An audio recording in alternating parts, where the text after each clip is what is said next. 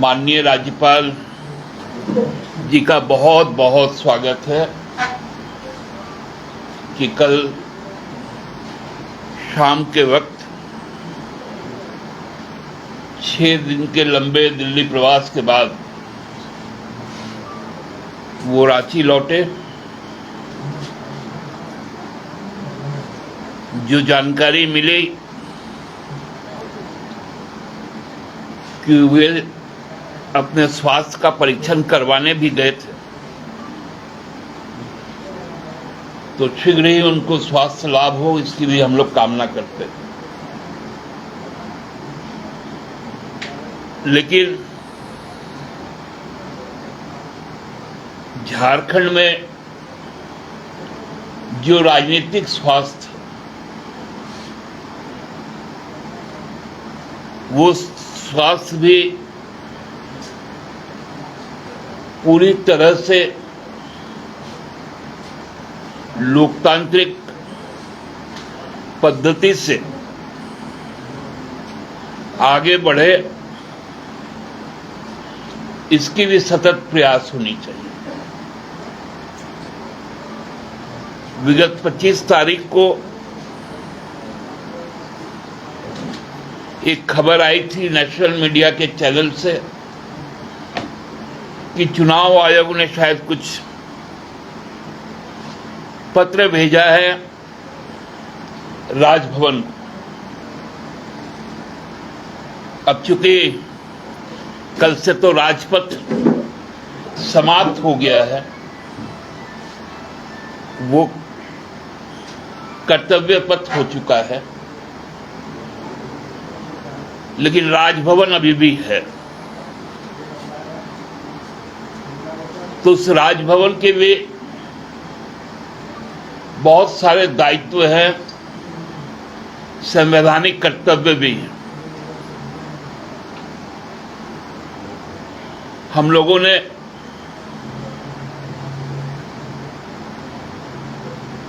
पिछले दिनों उनसे 1 तारीख को जाकर इस बात की गुहार लगाई कि आपके पास यदि कोई कम्युनिकेशन आया हो इलेक्शन कमीशन ऑफ इंडिया से, तो कृपया स्थिति को स्पष्ट करें। और यदि किसी भी तरह की कोई जिज्ञासाएं हैं, उससे भी लोगों को अवगत करवाएं।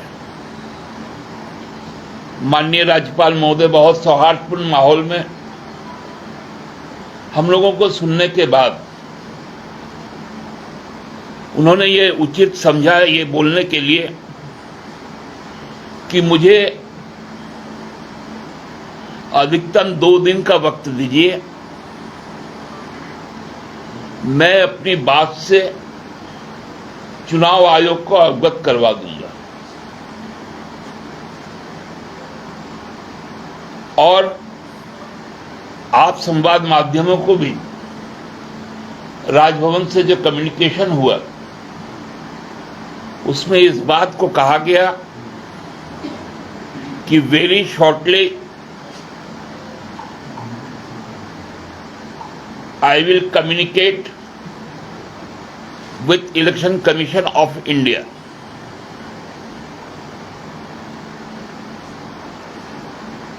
तो उसके ठीक दूसरे दिन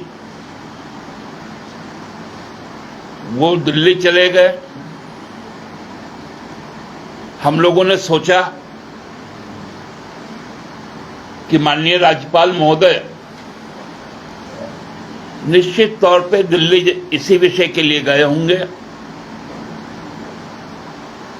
और जाने के बाद चुनाव आयोग को अपनी अनुशंसा भी भेजेंगे यदि कोई है तो। लेकिन 6 दिन दिल्ली में रहने के बाद और आज 7वां दिन, हम समझते हैं आज पूरा एक पखवाड़ा बीत गया। एक पखवाड़े के बाद भी ये बातें स्पष्ट नहीं हो पाई कि आखिर चुनाव आयोग का क्या मंतव्य आया।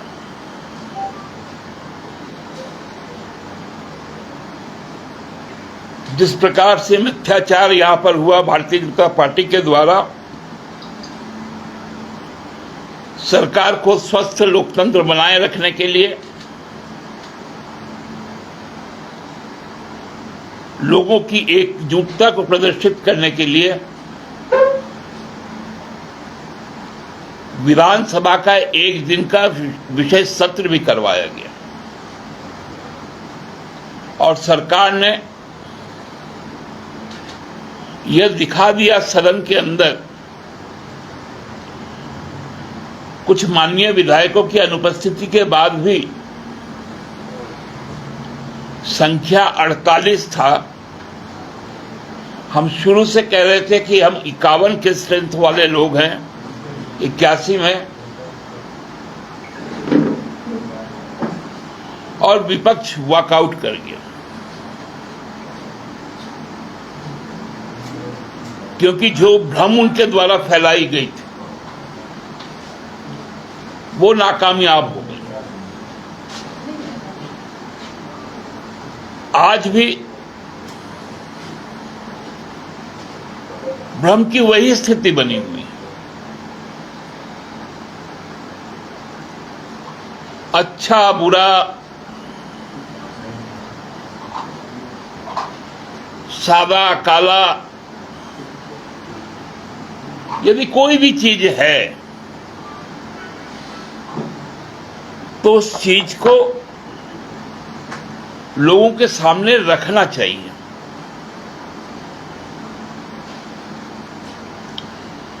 क्योंकि राजनीति जिस प्रकार परिस्थिति के साथ चलती है उसी तरह परसेप्शन के साथ भी चलती है।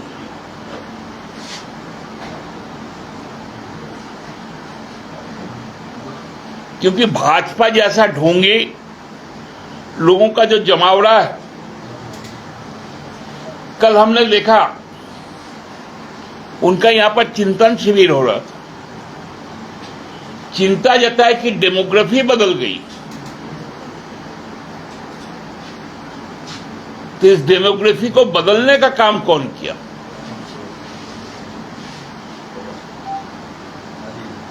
केवल डेमोग्राफी पिछले 8 साल में नहीं बदली,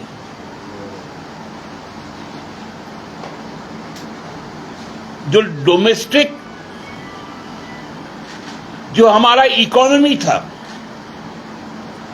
वो डोमेस्टिक इकोनॉमी ही बदल गया। वो 2-4 घरानों के हाथ में चला गया।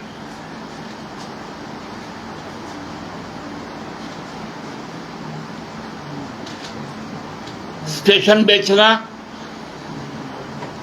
एयरपोर्ट बेचना, अब तो रेलवे की जमीन भी बिक जा रही है।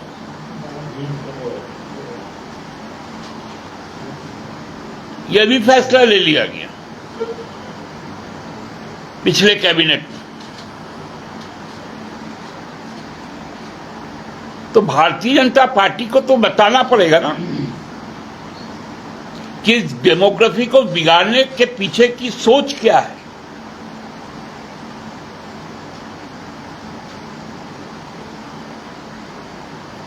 गोड्डा के मोतिया में जो अडानी पावर प्लांट खुला है, जिससे बांग्लादेश को जाएगा बिजली,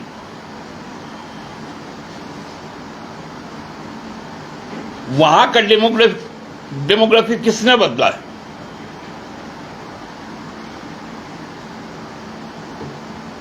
आप डेमोग्राफी की बात करते हैं तो आप सरना धर्म कोड की बात क्यों नहीं करते?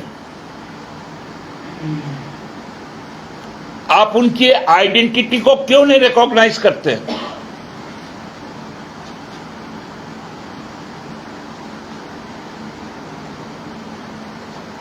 क्या किसी के आइडेंटिटी को समाप्त करके डेमोग्राफी बचाई जा सकती है।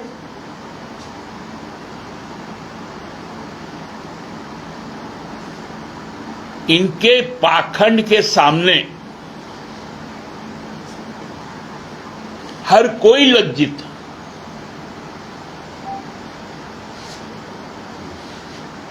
और मैं आज पुनः एक बार भारतीय जनता पार्टी के इस विषैले मानसिकता के विरुद्ध माननीय राज्यपाल महोदय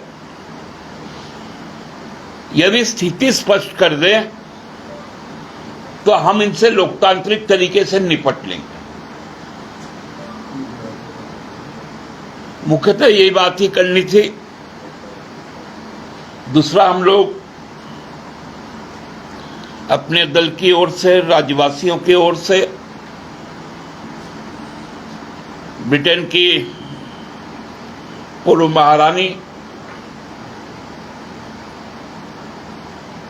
क्वीन एलिजाबेथ II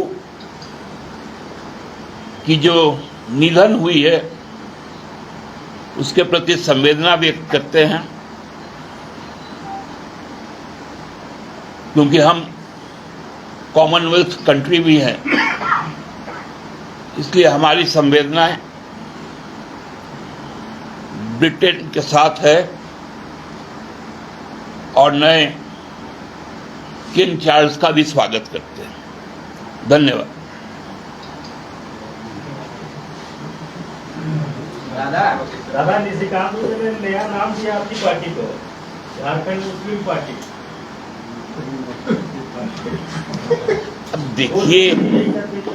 अब देखिए जिसको मैं तो कहता हूं भारतीय जनता पार्टी को एक चुनाव केवल 3 चीज हटा के लड़े: मुसलमान, पाकिस्तान और कब्रिस्तान। ये 3 शब्द वो ना बोले और वो चुनाव लड़के दिखा दे। इसलिए निशिकांत मुसलमान बोलेगा, ये तो स्वाभाविक चीज है।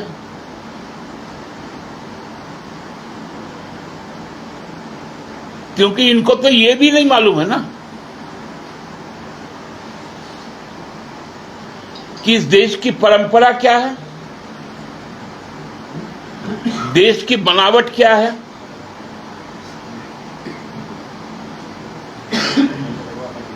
तो इसलिए ऐसे जो भाषा का प्रयोग होता है वो उसकी मानसिकता को प्रदर्शित करता है, उसके अलावा और कुछ नहीं। तो ये राज्यपाल से इतनी जल्दीबाजी क्यों है? क्या दिक्कत हो रही है? काम तो आप कर सकते हैं। और बीजेपी के नेताओं का एक तर्क है कि कोर्ट में अगर तारीख पड़ती है तो क्या न्यायालय के जज से आप कहने जाते हैं कि जल्द से जल्द फैसला सुनाइए? देखिए, माननीय राज्यपाल न्यायाधिकरण है,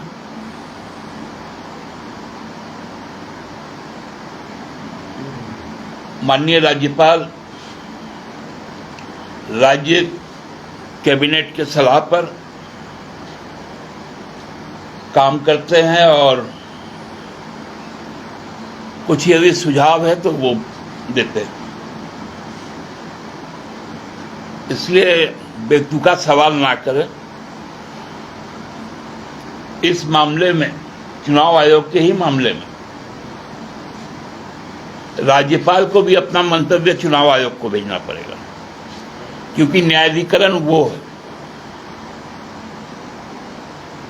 हम तो केवल कह रहे हैं कि जो स्थिति है उसको स्पष्ट करके भेज दें, बात खत्म।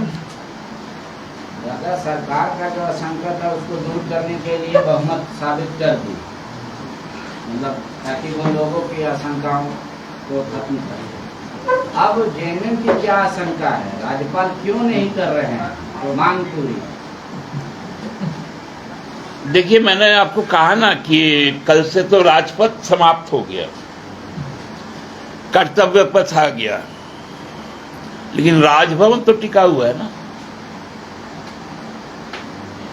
इसलिए थोड़ी बहुत शंकाएं रहती है कि राजभवन रह गया और राजपथ हट गया, यही शंका है। मतलब आप ये कहना चाह रहे हैं जब तक टूटेगा नहीं तब तक लिफाफा खुलेगा। अब लिफाफा आया भी कि नहीं और वो खुलेगा भी कि नहीं तो नहीं मालूम। ये तो आप ही बोल चुके हैं जब राजभवन से निकले थे कि राज्यपाल ने स्वीकारा है कि उनके पास कम्युनिकेशन आया है और हम 2 दिन में भेज देंगे। मेरी तो दिक्कत यही है हम लोगों की, जब आप 2 दिन बोले तो 6 दिन आप दिल्ली में रहे, तो उसी समय बता देते कि 5 महीने बाद देंगे। तो फिर मुलाकात कीजिएगा क्या? बुलाएंगे तो चल जाएंगे। चलिए धन्यवाद। दादा एक सवाल है, उस पर भी आज भाजपा के प्रवक्ता ने बयान जारी किया है। ये जो विधायक हैं दुमका के, उन्होंने जो पब्लिकली बयान दिया है कि हम दिल्ली जाते हैं अंदर गारमेंट करने, इधर गारमेंट करने, कई तरह के सवाल और कटाक्ष किए हैं भाजपा के नेता। देखिए, जिस प्रकार से चीजों को पेश किया गया,